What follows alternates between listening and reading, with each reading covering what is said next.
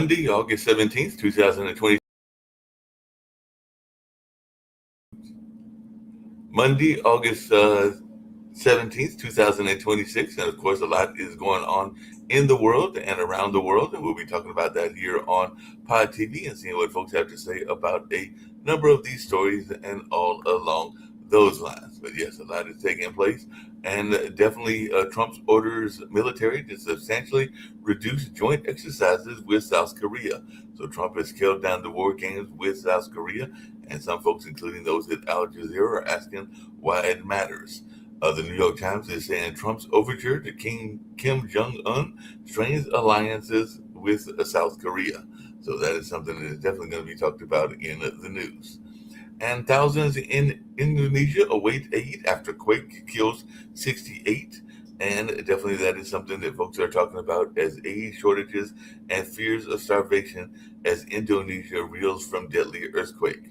And as a matter of fact, one of the death toll numbers is saying that it's near 70 as thousands wait for help on the country's Independence Day and all along those lines. So the second earthquake is Indonesia following a powerful magnitude earthquake that had taken place as well, a magnitude 7.7 quake. U.S.-Iran ceasefire set to expire as Trump administration meets with Israel's Netanyahu. Oil prices rise as Iran rules out interim deal extension and threatens to escalate the conflict. Uh, MOU 60-day deadline irrelevant is what the Iranian diplomat is saying, and all along those lines. So the 60-day deadline for an Iran peace deal is expiring. And Ukrainian strike killed 6 in Russia, officials say. And Ukrainian drone attack is what that was, as Ukraine launched 600 drones toward Moscow in a major barrage, the mayor says. Andy Barnum, message person posing as Donald Trump's chief of staff. So Burnham exchanged messages with an impersonator of a top Trump aide. UK Prime Minister Andy Burnham exchanged messages with somebody that he thought was a person connected to the White House. British leader reportedly exchanged messages with an imposter of this official. And how satellite advances are changing the game for Ukraine. UK-made drones strike targets inside Russia. Ukraine reported to have begun using British drones for long-range strikes on Russia. And inside the nighttime operations of the Ukraine drone regiment Pumela in Moscow. Ukraine takes aim at Russia's economy and morale by attacking online retailer. So Kyiv keeps attacking the Russian retail giant Wildberries. And definitely Putin is facing a home front crisis over a $1 billion humiliation. And Arab allies join Trump in calling for Israel to drop opposition to the U.S.-backed Gaza peace plan. And Netanyahu is walking a political tightrope on Trump's Gaza disarmament deal. Trump's unorthodox diplomacy still won't bring peace to Gaza. And Xi says China needs indomitable fighting spirit and praises the Tiananmen crackdown. Xi leads events marking late leader Jiang Zemin's 100th birth anniversary, and Communist Party invokes Jiang's legacy in call and rally to rally around Xi's leadership. So Xi urges advancing socialism with Chinese characteristics on birth centenary of the late leader Jiang Zemin. So definitely there is definitely stuff going on there as they were honoring their late leader and all along those lines. So definitely lots going on in that space. They were on a plane when Trump secretly left. And John Oliver brutally mocks Trump for sacrificing staff in an airplane swap incident. So that's definitely something that folks are talking about as well. The BBC visits smoldering Kyiv market after Russian strikes. Russia hits steel plant in new strikes in Ukraine. Kyiv attacks Moscow region. So there's definitely a lot of attacks going back and forth in that particular conflict. And 5 years after the Taliban won, Afghanistan is still losing. Patriotic music and flags mark Taliban rule anniversary in Kabul. I'll keep believing in my right to a future is what an Afghan woman was saying on BBC as she shared her stories of life under the Taliban rule. And Ebola outbreaks becomes the deadliest in the Democratic Republic of Congo's history.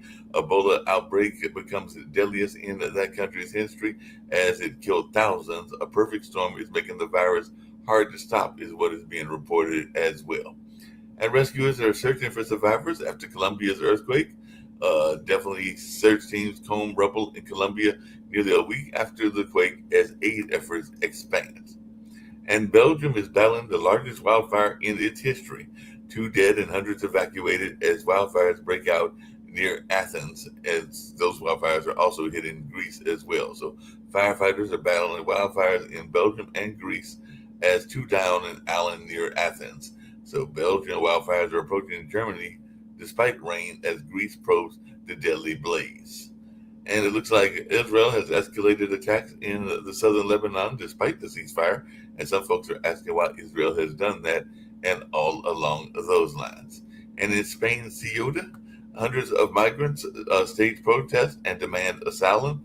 So that's something going on. Is the second Ceuta border push falls flat with security forces ready. Getting ready to get to just little things in the U.S. And then I'll bring up Sasha Starr and also Sharif. I see that both of them are here and all along those lines. But at least 7 people died following in Indiana storms and flooding.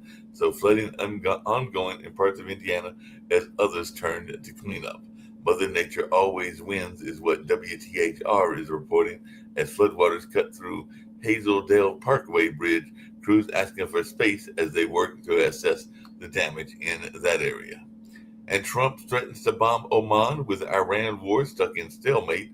So now Trump is threatening to bomb Oman if he gets in the way of an Iran deal as Kushner meets Netanyahu.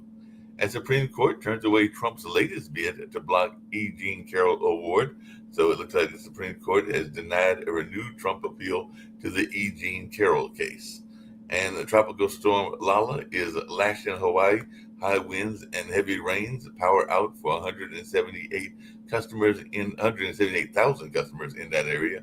Company says prepare for extended outages. And is Congress finally ready to take its ethic woes seriously, is what some people are asking. And we'll see how that plays out as well.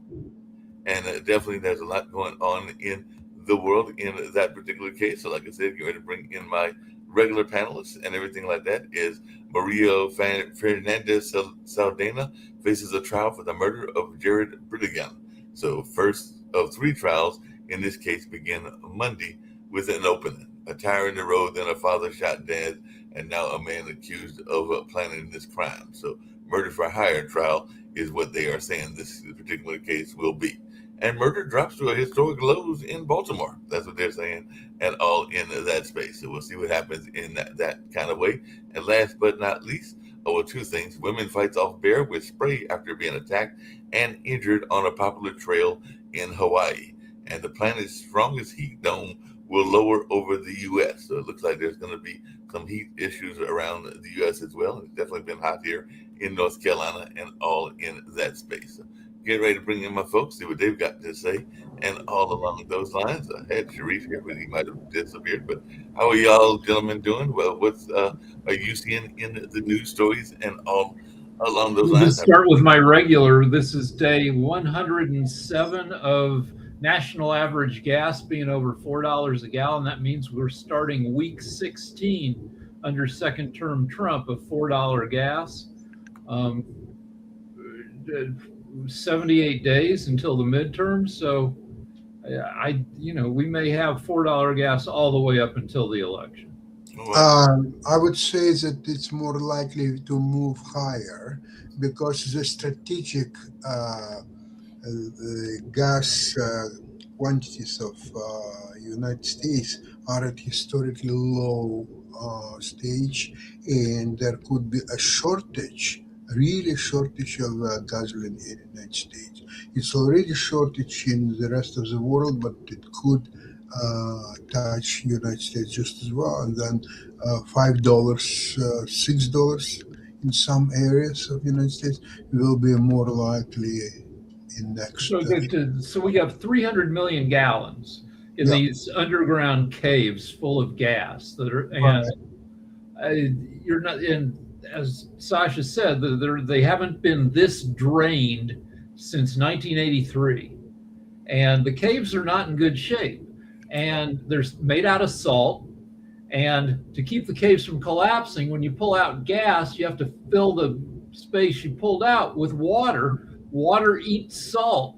So we really don't know how much more oil, gas you can pull out of there before, I don't know, crazy crap happens. Well, you know, as Sasha was just saying, maybe gas is going to get to $5 and everything like that. But it looks like even some of the Republicans are souring on Trump because they said that 23% of Republicans say they're worse off since the second Trump term began. And this was reported in The Hill and all along those lines. So what's our take? Is he finally getting some drop in his popularity even among not in time? I mean, kind of, but not so.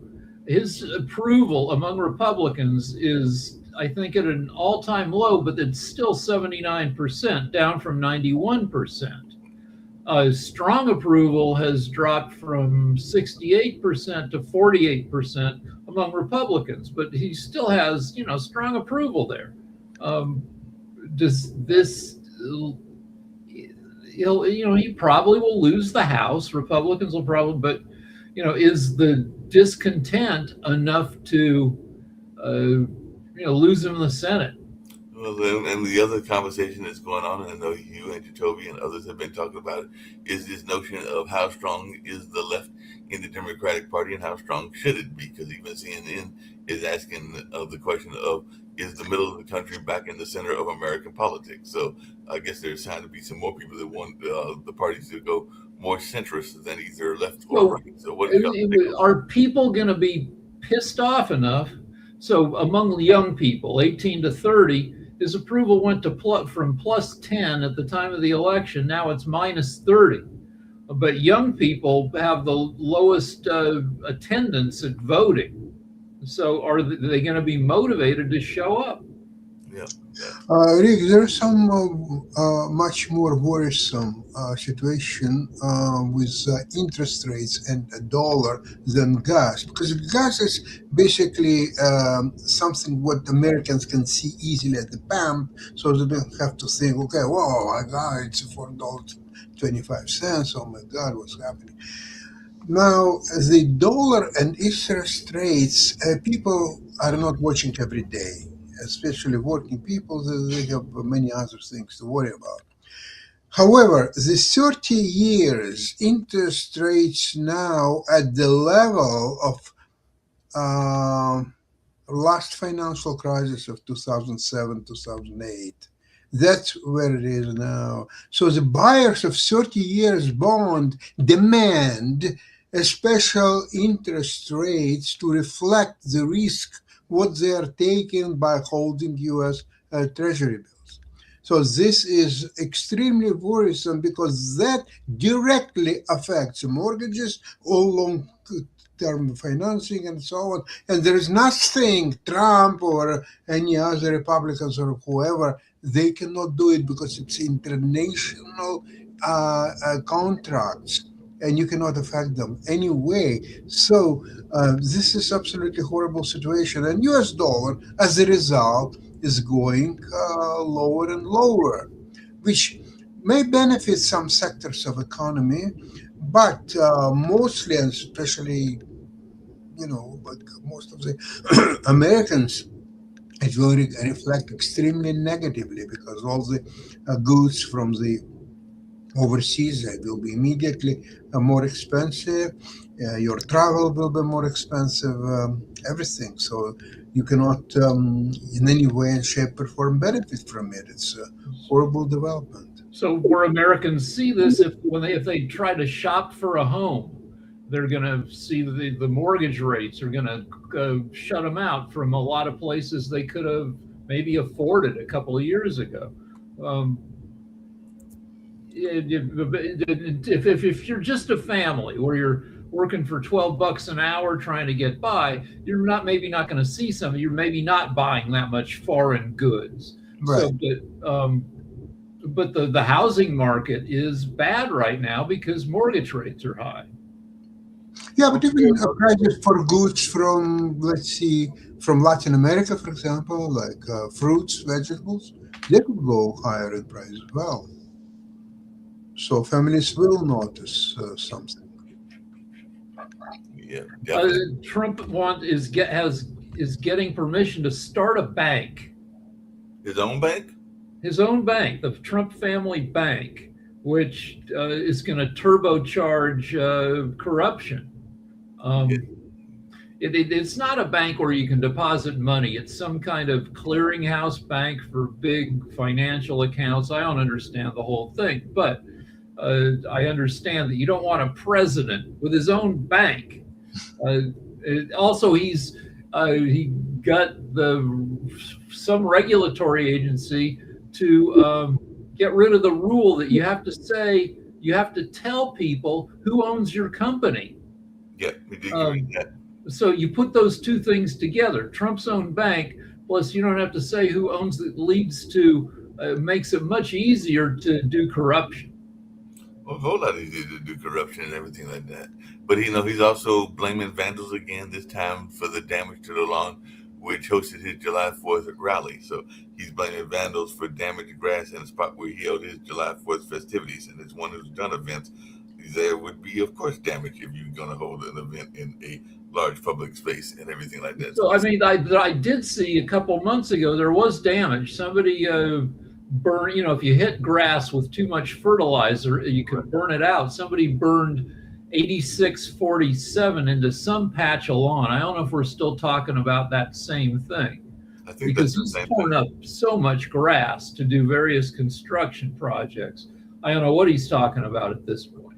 Yeah, nobody knows what he's talking about because he keeps blaming everybody for all these different things that are going on and everything like that. So I did see that he was doing that particular. And apparently there's going to be Pearl District is bracing for a Centennial Mill demolition. I think this is in Portland. So the Portland Navy said they learned about the safety hazard through the word of mouth. So sometimes there are these things going on and you don't even know about them until they started getting word of mouth, not even newspaper covered.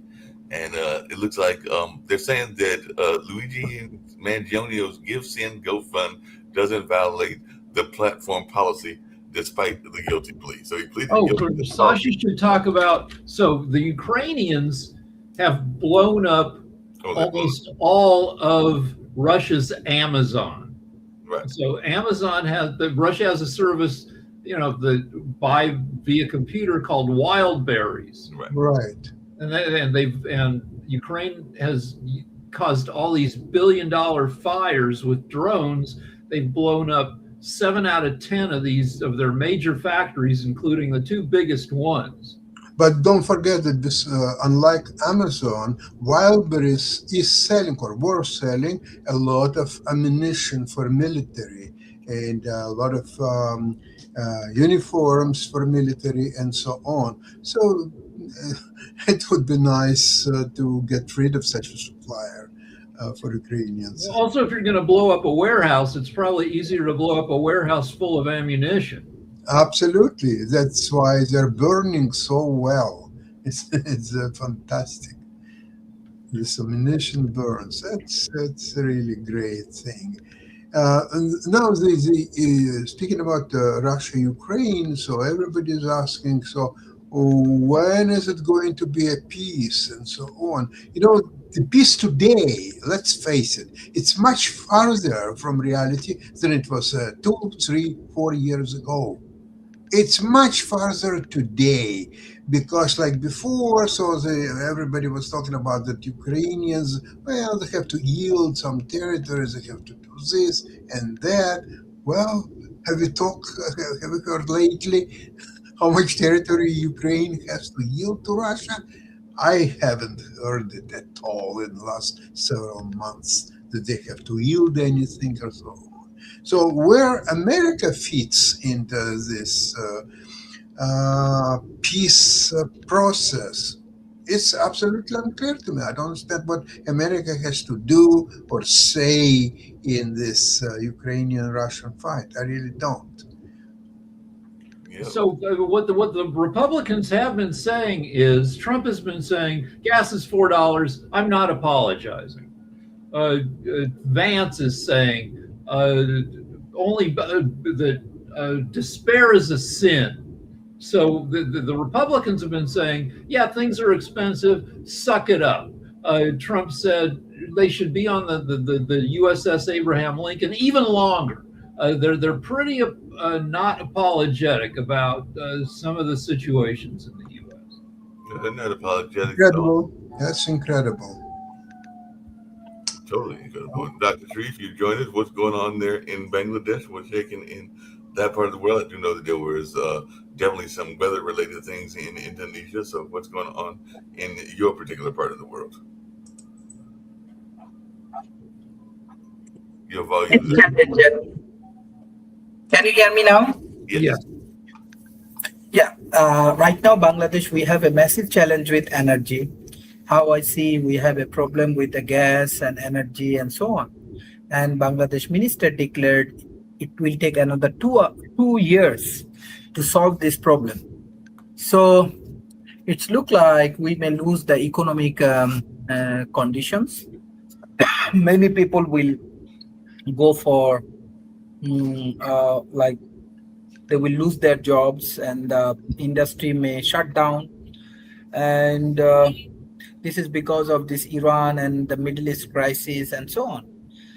Another good point, maybe Bangladesh governments take some green energy strategy, especially solar and this kind of strategy, which may be helpful for our country and which can help us to create some opportunities. But definitely it's very critical component, very critical situation. So hopefully this Iran and this US war and these Hormuz issues will solve soon. That is the challenging things right now we are facing. Yeah, definitely hope they'll solve those things. By the way, Rick, it looks like Trump's vaccine order is going into place because he just signed an executive order on childhood vaccines, and some people are saying that it's counterproductive and wrong on so many Well, levels. it is. There's the most famous vaccine right now, besides COVID, is the MMR vaccine, mumps, measles, rubella. You get it all at once in 2 doses. One, and you get a shot. Well, the baby gets a shot, then the baby shows up 3 months later, gets the second shot. It's one of the most effective sets of vaccines. Like the what everybody wants from a vaccine is you get your shots, you're like 98% protected from, and other viruses they mutate more, so they're harder to vaccinate against, like COVID and the flu. You don't know what kind of flu you're going to get, so you don't get as complete protection as you do with MMR. Really great vaccine. They're throwing it out. So now you have to get 3 sets of vaccines: one for mumps, one for measles, one for rubella. There's no reduced risk because the MMR vaccine has very little low risk in the first place. So it's just garbage and chaos. What's going on there? Sounds like garbage and chaos. And also, all these lunatic parents are going to be empowered to not vaccinate their kids, which is going to lower the percent of kids who are vaccinated in every classroom from 95% to say 85%, at which point you lose herd immunity. Right. What's going to be the different topic? What's going to be the impact of a state changing in terms of the Democratic primaries? Because it looks like South Carolina, well, just down from me in North Carolina, was going to be the one that holds the first 2028 Democratic primary, as opposed to. Okay, so states want to go first so that they're taken seriously. Like California, a very blue state, goes fair, like it's actually great for California. We don't go first at all in any of these primaries, and we're safely Democratic, so that saves us from being hit with all these political ads. Because if you have no chance of winning in California, why spend millions of bucks? So while some states that are jockeying to be first and are up for grabs, a lot politicians, candidates pay a lot of attention to them. They show up, they campaign there. Much less so California. But all this jockeying to be first in the primaries is just so they're not ignored by candidates. Yeah, that makes sense. I wanted to get to a story that's non-heavy news related, but it is in your field, and I just found it fascinating. So I want to hear your opinion of it. But I was reading a Substack because I started subscribing to some of those, and the gentleman was talking about movie credits, and I did not realize that in the early part of movies. Probably did realize that there were hardly any credits and they were very short. But now the credits are averaging almost 5 minutes long, in some cases 7 minutes long if it's big time blockbusters, because you have to give all those people that make the movies credit, particularly if they are uh, kind of like high animation and high AI and stuff like that. So I just wanted your take on this surge in the credits, because apparently there used Are to we be talking opening credits or ending credits? ending credits. Ending credits, yeah, they will run seven because a superhero movie requires 10,000 people to work on it in labs all around the world. Like if a superhero movie has like 300 special effects shots, like one house doesn't do that. 30, 50 houses, effect houses, it's farmed out to and yeah, you have 10,000 employees, like people who work, and you got to show all of them. And so, yeah, the credits are really super duper long. In the very old days, the credits ran before the movie. In the 1940s, you'd see everybody who worked on the movie, you'd see their names before the movie even started. We're way too impatient for that. Much too impatient for that. So everything along those lines. What did y'all take? Because I think there was a shooting at a school recently today. There has been a officer, off-duty Philadelphia police officer killed in a shooting, and there's been a couple of other shootings. So of course that's going to get the gun control people up in arms and everything like that. So what is y'all's take on some of these increases in shootings? Some people are thinking that it's because of the hot weather and people losing their temper and everything like that. Because the reason we have shootings is we have roughly 2 guns for every adult American. 250 million adult Americans, like 490 million, 500 million guns. So when guns are all over the place, well, they're not exactly all over the place. Most guns, most people know where their gun. But anyway, you're going to have shit like this happen on a nearly daily basis. Oh yeah, you definitely gonna have that stuff happening on a regular basis. Any speculation as to who's going to take over Carolyn Levitt's job, since there is there's a ton of speculation. There's a ton of speculation about why she quit. Some people think she felt slighted when Trump didn't pull her off of Air Force One when Air Force One was under threat by the Iranians. But nobody knows, and it's all a bunch of speculation. And it in the greater scheme of things, it doesn't freaking matter. All it is somebody who shows up in front of the press and, in the case of the Trump White House, is kind of belligerent with the press when they ask questions. And that's just a person that, who just gives responses to reporters' questions. The job has changed a lot, though. I remember when the press secretary was, and I'm sure Sasha remembers this as well, when the press secretary was very well respected. I had the pleasure of actually being taught when I was at Marquette by a press secretary for LBJ, because George Reedy was actually one of my professors and all along those lines. And of course, that was at a time when the press secretaries were much more respected. Now it seems like Trump's just trying to get some blonde bombshell to be his press secretary. So what is your take, Sasha? Because I do remember the times, and I just used George as an example, but there were others as well that were deeply respected and were given respect by the press corps as well as the president. But what is your take on this notion of maybe not even the press secretary having any importance or not being as important as it used to be back in the day? A different president, different times. So today is press secretary is nothing than mouthpiece of a Trump. That's all what there is to it. It doesn't require any special skills, intelligence, and so on, just to say what Trumps want to hear and just do it. I would disagree. It does take special skills. You have to, they're not skills you would necessarily want in a press secretary, but you have to kind of be a little bit charming while lying and being like nasty to the reporters that you don't like. And that's Who was charming in the latest press secretaries? Anybody? so. I mean, I don't find her. I find her annoying. But like Carolyn Levitt is a very cute 28-year-old woman who gets up there and just like is when she is asked a question that makes Trump look bad, then she's able to be really snippy right back. I mean, you don't have to like the job she does, but Trump liked the job she did. Are you surprised that people didn't go after her more than they did in the press? Because I mean, she did have, and nothing wrong with that. I mean, I don't think I've ever done anybody that young, but I've dated people younger than me, which and these. So Carolyn Levitt at age 28, her husband is 60, so he's 32 years older, and is that fair to think that's creepy? I mean, does that?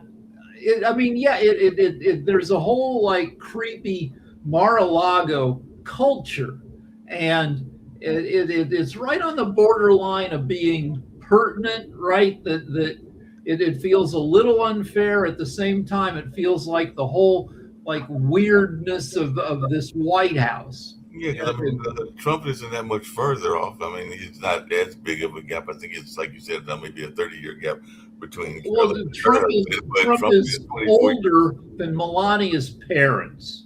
And Trump, but they've been married long enough that she has become respectably.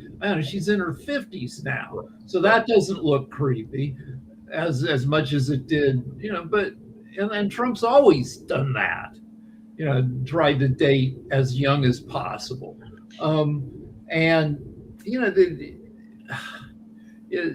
It's all, there's so much going on with Trump that sometimes you want to pick what you think is creepy or weird so you can concentrate on the more important stuff. But it's, I don't know. I it just seems to be a culture that comes out of the White House now, because I think there are a couple of relationships that are what would be considered May December. Definitely Trump is one of them. Carolyn Levitt is another. I think there was a few others that were in the White House as well, and everything like that. So it does seem like we had a president who was banging a 22-year-old intern in the Oval Office, and they had gotten a lot of trouble for it, but it didn't affect his popularity. Clinton was more popular after he was impeached for lying about having sex with Monica Lewinsky than he was before he got impeached. Now, Trump's ballroom apparently is now going to be a military complex, because Trump says the White House needs a military complex as the court has blocked his ballroom. So it looks like the ballroom was his dream of beauty and space. Now it's a military complex. So we really need a military complex in the middle of the White House. You need some security measures which already are in place for the main building. The roof of the White House has a ton of they don't even disclose all the stuff that's up there. Missile and just all sorts of. But do they need this? They need a bunker. So you can, so in the event of impending nuclear war, there has to be a system of tunnels under the White House so they can get in the bunker, and then in the tunnels, they can go to some place where they can go to a helicopter and then get flown out of Washington, D.C. We've seen this in a bunch of movies and been flown to some secure underground base when the bombs start falling. Does this frickin' East Wing satisfy like an increased need for security? No, it's bullshit. And the price has gone from $200 million, which was already ridiculous on a cost per square foot basis, to $900 million.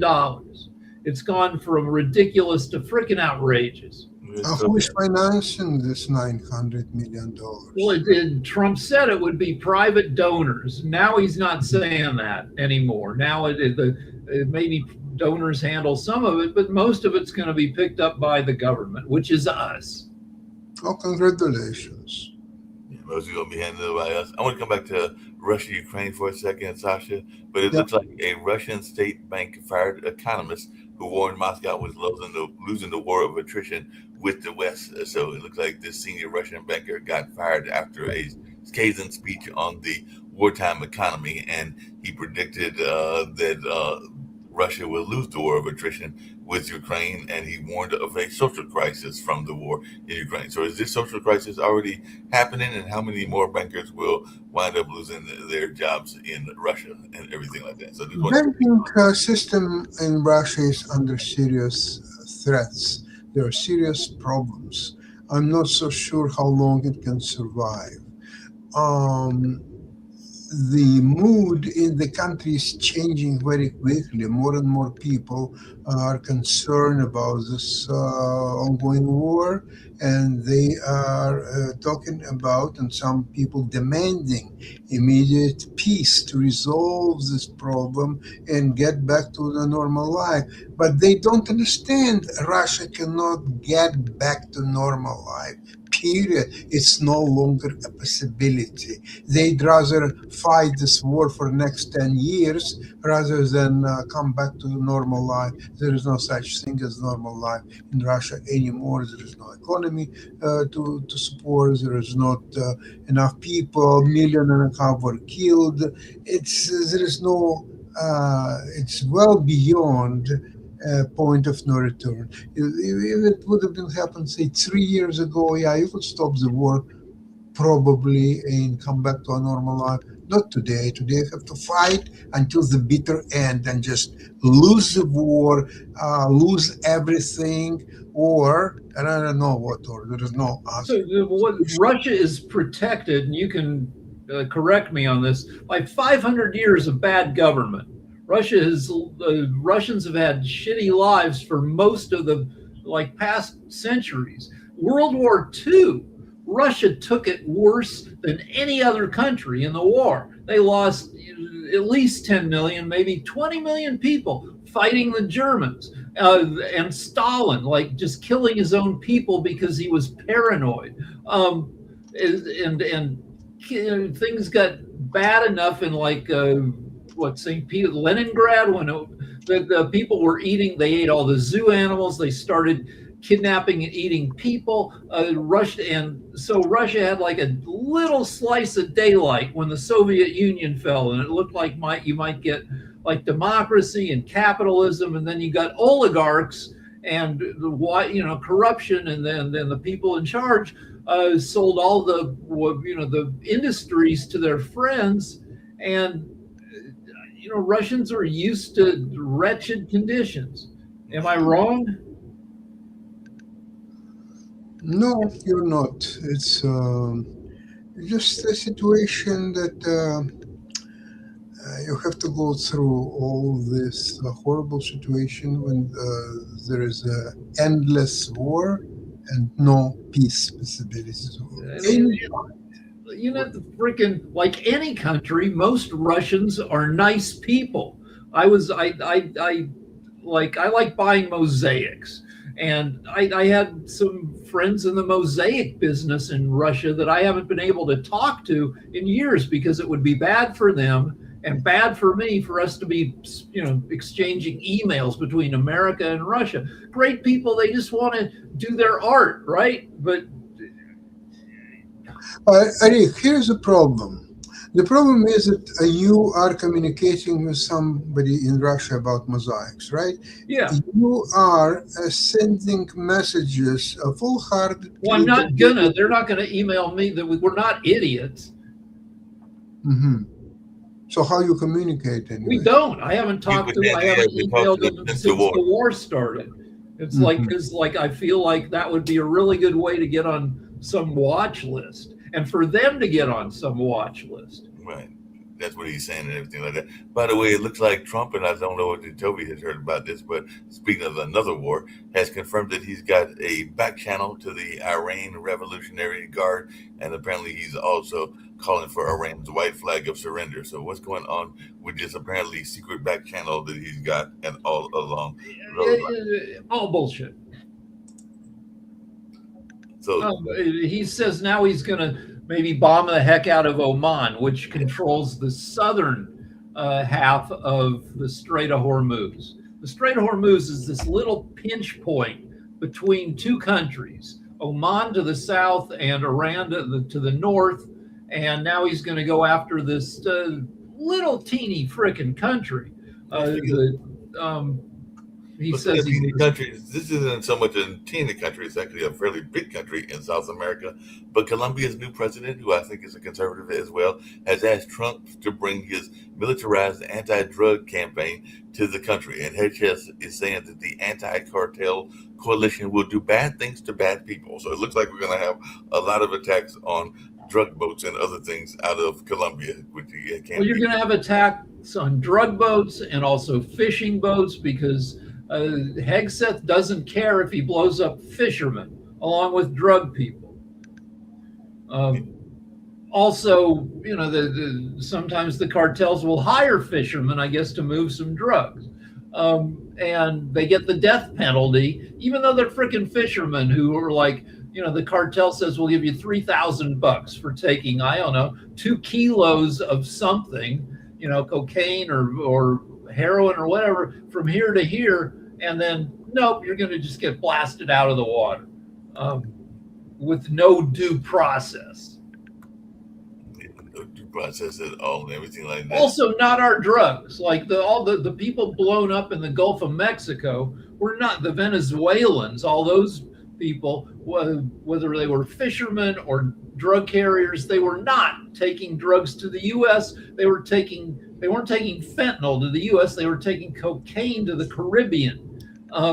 It wasn't our drug war, but Hegseth wanted to blow some shit up, so we don't know what they were doing. All we know is they were innocent people.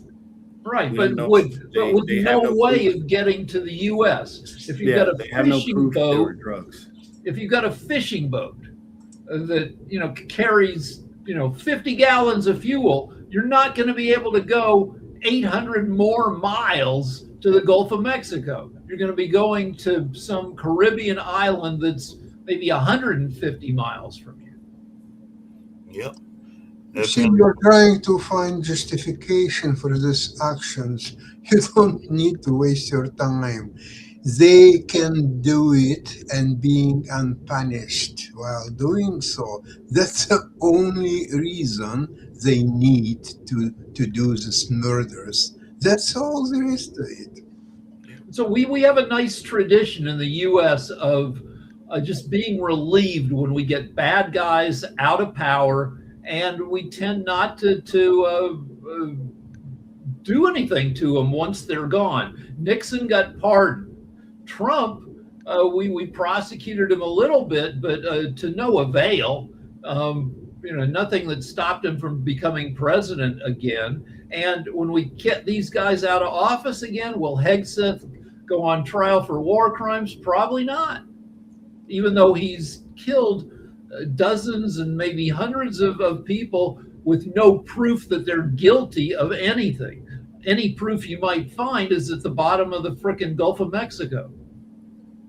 I mean, we arrested Noriega, and he was in a a luxury jail there for a while and everything like that. I'm not even sure what his final fate was and all along those lines, but definitely I don't know that it impacted all that much Nicaragua. Nicaragua is still a country of interest to the U.S. because of some of its doings in the drug trade and other trades as well. So definitely, what did that do? And we arrested the Venezuelan president, and he's been other countries' presidents. We're okay with arresting other countries' presidents, just not our own. Right, but I'm saying even when we arrest them, what happens to the country is my point, because I don't know that there's been drastic changes in Nicaragua or drastic changes in Venezuela. They're still, Yeah, I they're mean, still like the way you get drastic changes is you invade those countries with hundreds of thousands of troops, and you pay a huge human cost, and you take over the country. We're not doing that. We're doing these little cosmetic things so we can announce that we've taken care of a problem. When it would maybe make more sense to not take out other countries' leadership, and B, we used to have a thing called dollar diplomacy. We would help like if you don't want a shit ton of immigrants coming from South America, you work with them with foreign aid to improve conditions in South America. We quit doing that. So Yep. And Trump apparently has went after I guess she used to be a former supporter, but now he's, this just came out recently, went out against the Fox News host Shannon Bream and was calling her milk toast and everything like that. So apparently he's got some new insults and all along those lines because he's apparently calling her an enemy of MAGA. So I guess she's been saying. Fox News, Fox News has, depending on when you turn on Fox News, you'll get less bullshit. If you turn on during prime time, Hannity, Laura Ingraham, there's a 3-hour block at night, maybe longer with reruns, where you're going to get bullshitted. You're going to get, but the rest of the day, a lot of the time they do news. And they have a show called The Five, which is 4 conservatives and 1 token liberal. But you're going to hear stuff on Fox, depending on when you tune in, that isn't 100% supportive of Trump. And that makes Trump crazy because he thinks that's his personal news channel and everything should support him. And when they run a little bit of news that's critical, he loses his shit. And apparently that's what he did with Shannon and all along those lines. So it seems like he totally got upset about that. It looks like Representative Nancy Mace is back in the news because apparently she's getting ready to launch a YouTube show after losing her political career. But apparently she's also got heavily tattooed arms after saying she got 9 inkings to experience the pain that she needs to feel. Why she needs to feel pain that she's been in Congress is beyond me. But that's so Nancy Grace is increasingly interesting as a tragic figure who gets driven increasingly crazy by her position politically. Nancy Grace started off great. She was the first woman to endure brutal hazing, the first woman to graduate from the military college, the Citadel, which women had tried before, but it was so brutal, nobody could. She did it. And then she eventually became a congressperson and was a little loony. She staged an Antifa attack on her house. Somebody spray painted the sidewalk and her garage door. And she claimed to be Antifa. The trouble with that is there's no organization called Antifa. It's a general term. And also the handwriting of the spray paint matched her handwriting. So that was a little loony. And then over the past few years, she's gotten crazier and crazier. She suffered some kind of sexual assault at some point, yet she supports Trump. And the dichotomy of that, like it makes her nuttier and nuttier. She ran for governor and came in 5th or some in the primary or something. She's a lunatic. But she wears her pain on the outside. It's like, remember when Britney Spears got too crazy and too sad to make jokes about her? Lindsay Lohan, Amanda Bynes. Sometimes somebody gets so sad and crazy that it gets too effed up to, and she's in that realm right now. And so now you're saying, I guess she's getting all tatted up to express her pain. And the pain is real, but it doesn't excuse her from, entirely from being an a-hole. Tell She's me also what. getting really bigoted and racist. Oh, what's she saying? Bigoted and racist now. Yeah, and I think she's like anti-LGBTQ and the whole freaking yeah.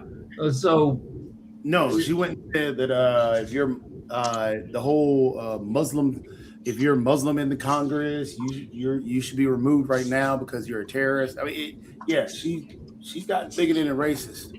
so she's only got a few more months being in Congress. She and then she's out of she's will hold no political position, but as you said, I guess what she's starting an unhinged podcast. Mm-hmm. Yep, she's got to turn her own podcast on YouTube and everything like that. Yeah, so it gives her a chance to have a greater voice using the YouTube platform. I don't know how far her voice will reach because she is frickin' loony in a way that isn't aligned with a lot of people. Yeah, definitely not aligned with a lot of folks and everything like that. We're in MAGA times, and bigoted and racism gets you paid. Yeah, I mean she will probably find people to be aligned with.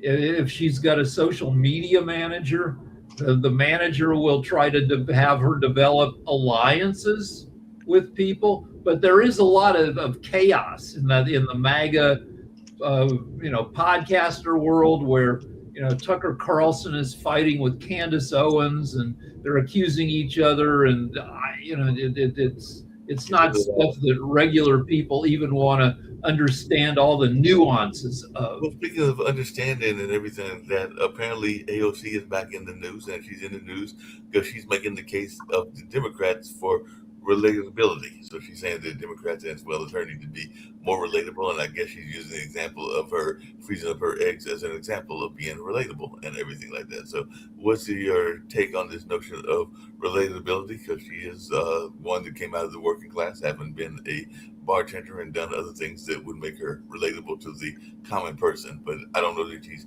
relatable enough for the entire nation. So what's your take on her? Because right now she is the front runner. So yeah, but it's still 28 months until the presidential election, 27 months. Way too soon to be handicapping that race, and way too soon to know if AOC will. She gets tarred with a bunch of Green New Deal stuff, and if she's so great, why was she a bartender? And she just broke up with her fiance, and just anything they can use against her.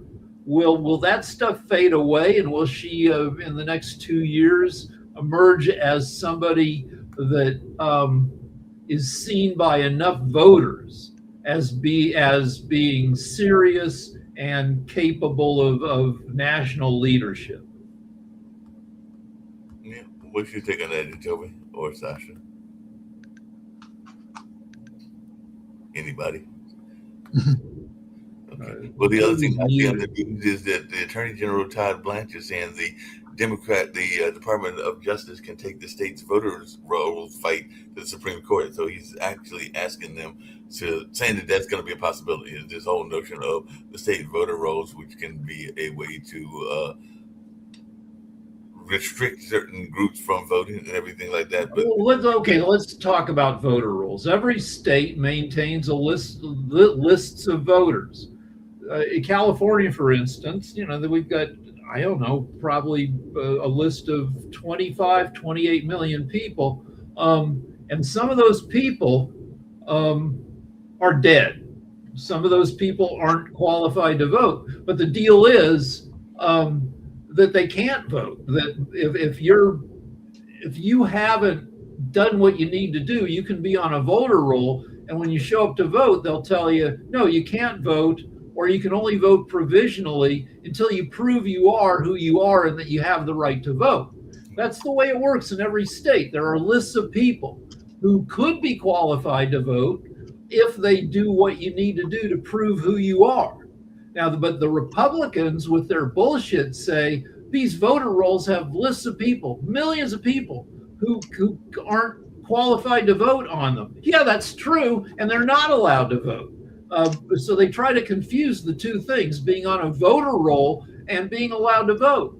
and they say that millions of people are being allowed to vote. It's bullshit, and it's voter suppression shit because they want the voter rolls so they can knock out millions of qualified voters. They did this in Georgia for years, where the governor was also in charge. He was the guy running for governor, was also the Secretary of State or something, that put him in charge of the voter rolls, and he knocked out millions of people for bullshit reasons and got himself elected governor. I mean, it's just another version of voter suppression. When you don't have anything to run on, you actually try and steal the vote. Yeah, and if you're on a voter roll and you're dead, when somebody shows up to vote in your name at a polling place, they're going to look down. You go to the polling place and they've got these big, notebooks full of computer printouts, and they go down into the thing and they either find your name. If they don't find your name, you can't vote. If they do find your name, it says, well, you haven't voted in 8 years, and you need to prove you are who you say you are, and otherwise you can't vote, or we'll let you cast a ballot, but it'll just sit there being uncounted until you go down to the registrar's office with documents proving that you're legit. But like Toby said, it's just another way of suppressing votes, and they're trying to do a number of voter suppression techniques and everything along those lines. So definitely it'll be interesting to see how this all plays out. Any other things that y'all are seeing in the news? Well, let's go back, since I used to be an expert on certain kinds of fake ID. I worked in bars and I caught thousands of people with fake ID. So I know that kind of ID. And I know that in Los Angeles, there is a place called Alvarado Street, where I don't know if you can still go down there, but you can go down there, and if you know who if you know who to talk to, you can get hooked up with somebody who will make fake documents for you for like $500. It was $500 10 years ago. It's probably $1,000 now, and you want those documents so you can work. Right? So that it looks like you're entitled to work. You can show an employer a social security card, fake, a driver's license, fake, and some, if you get hooked up with the right person, you can get documents that look pretty good. If you get hooked up with an idiot, then you've wasted your money because your documents don't fool anybody. But it's $1,000 probably now. And if you want to work, yeah, you're going to do that. Are you going to spend $1,000 so you can go to a bar underage? No. Are you going to spend $1,000 so you can cast a ballot? No.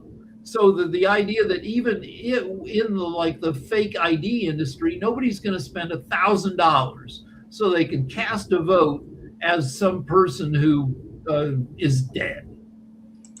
Not at all. So, like I said, going to wind everything down and all along those lines. Another great conversation. I was hoping I was going to have this lady that was going to come on talking about the economy and real estate, but I think she's getting ready to go overseas, so she might not be available until September. So, Janet Tonkin, I believe is her name, might be joining us at a future episode, because she's actually very much interested in what Sasha talks about, which is the affordability crisis and all along those lines, and how a lot of people don't have enough money to be able to afford the basics, whether it's groceries or other things as well. So she will be coming on and giving some tips, and I think she's very much in the real estate space as well as ways to improve our. Okay, so I got my prices wrong. AI tells me that fake IDs aren't $1,000; they're $120. I don't know if you get a decent ID for $100, but still, nobody's going to go down there and spend $120 so they can cast a ballot. Yeah. But right now we're getting ready to get out of here. If you want to get to the economic show, it's on the link inside as well. Okay.